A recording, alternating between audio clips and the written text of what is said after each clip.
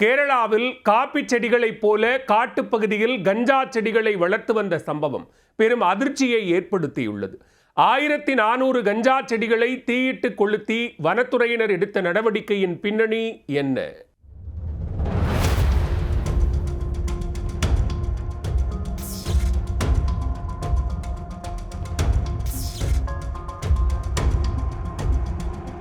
கேரளாவின் பாலக்காடு மாவட்டம் அட்டப்பாடி வனப்பகுதியில் குளுகுளு கிளைமேட்டில் காப்பி செடிகளைப் போல கஞ்சா செடிகளை விதைத்து சிலர் சட்டவிரோத செயல்களில் ஈடுபட்டுள்ளனர்.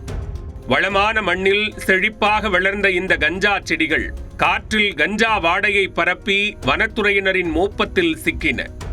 ரோந்து சென்ற அதிகாரிகளுக்கு அந்த வாடை கடும் சந்தேகத்தை உண்டாக்க விடிந்ததும் வனப்பகுதியில் தேடுதல் வேட்டையில் இறங்கினர்.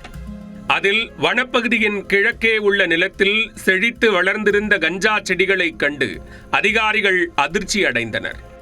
4 அடி உயரத்திற்கு கிட்டத்தட்ட 5 மாதங்கள் வளர்ந்த கஞ்சா செடிகள் வனப்பகுதியின் ஓர் எல்லை வரை பரவி கிடந்தன.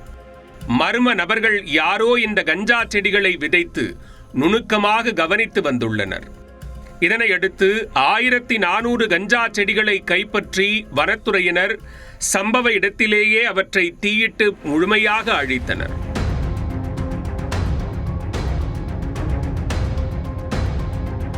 யாருக்கும் அஞ்சாமல் இந்த கஞ்சா விவசாயத்தை ரகசியமாக செய்து வந்த குற்றவாளிகளை தனிப்படை அமைத்து தேடி வருகின்றனர். கஞ்சா செடிகளை வளர்த்து காய வைத்து பொட்டலம் போட்டு விற்றார்களா அல்லது கீரை போல உருவி மூட்டை கட்டி கைமாற்றி விட்டார்களா என்ற கோணங்களில் விசாரணை நீடிக்கிறது.